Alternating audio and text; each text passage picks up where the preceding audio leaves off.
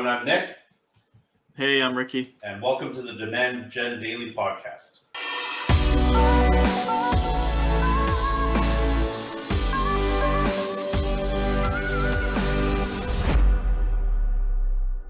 All right, part 4 of LTV and CAC, the model that we use every day for our clients, we use for ourselves. We're going to get into some now a little bit, like we've gone over what a lifetime value is, what customer acquisition cost is, the elements of each. Quick recap on last episode: the elements of lifetime value, frequency of purchase, average purchase size or average order value, if you will, and contribution margin.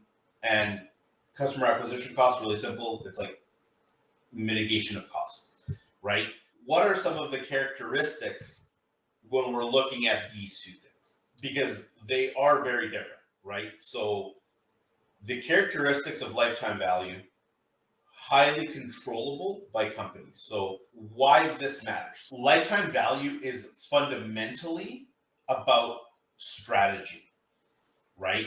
So it's always a little bit more controllable than customer acquisition costs, which we'll get into. And the reason is that if you look at frequency of purchase, if you look at average purchase size and contribution margin, we can control our contribution margin.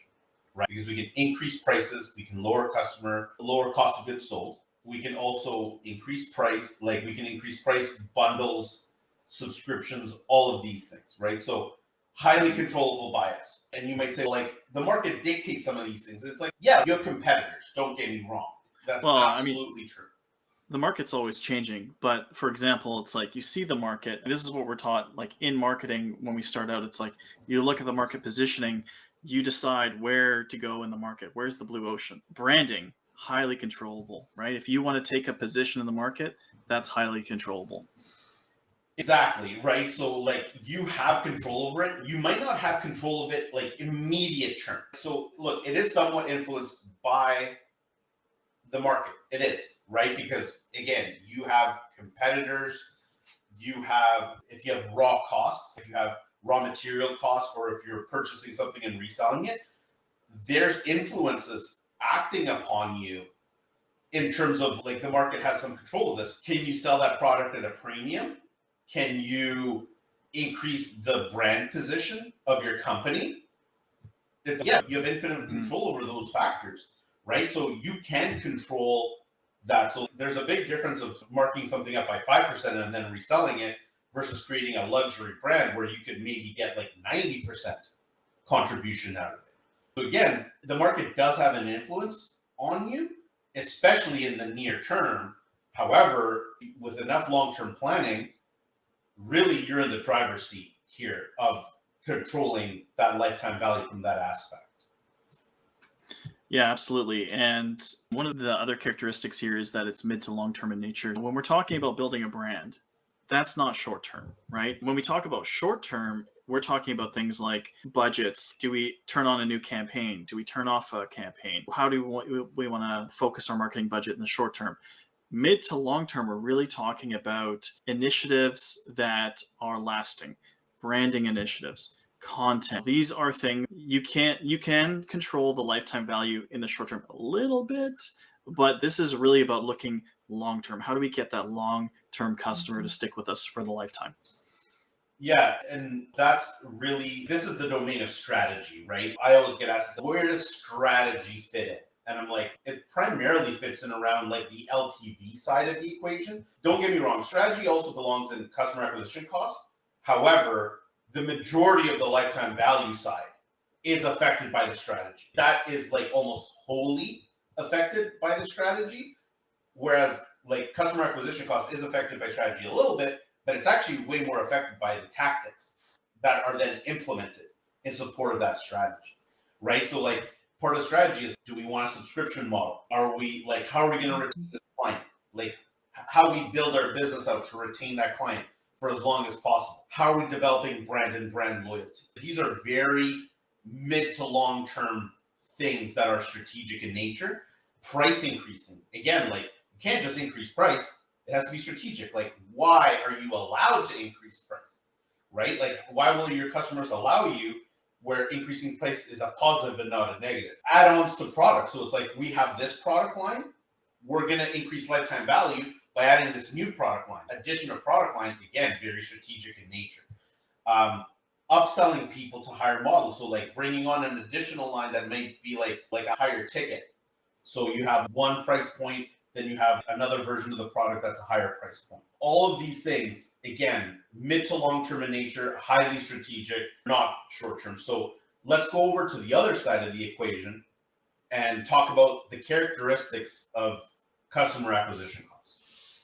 So the first one, limited control by the company. And like what we really mean by this is, if you've been a marketer in more than one industry, you know that there's like set prices. So when you're talking about buying ads, for example, is probably one of the best examples of this. If you're buying clicks, like certain clicks on Google, like if you know that the price is set at $10 a click, $20 a click, perhaps.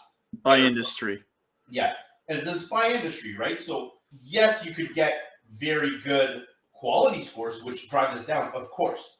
However, it's still determined highly by the market. So like you have very limited control on that. Yes, you can influence quality score, but that's about it. And just to round out what you were saying there, Nick, so highly influenced by the market. Google Ads, a good example. You have certain industries that are highly competitive and other industries that are less competitive. The ones that are highly competitive, your acquisition cost is likely going to be much more expensive to acquire a customer if it's more competitive, but it also depends on the size of the market. So if the market's very big in comparison to the number of players out there, if it's a mature market versus a new market, all of these things factor into customer acquisition cost. Another example is in a brand new market where people don't yet where let's say the market's not widely understood. Let's say it's like a new technology that's coming out and it's not widely distributed. It's not that well understood yet.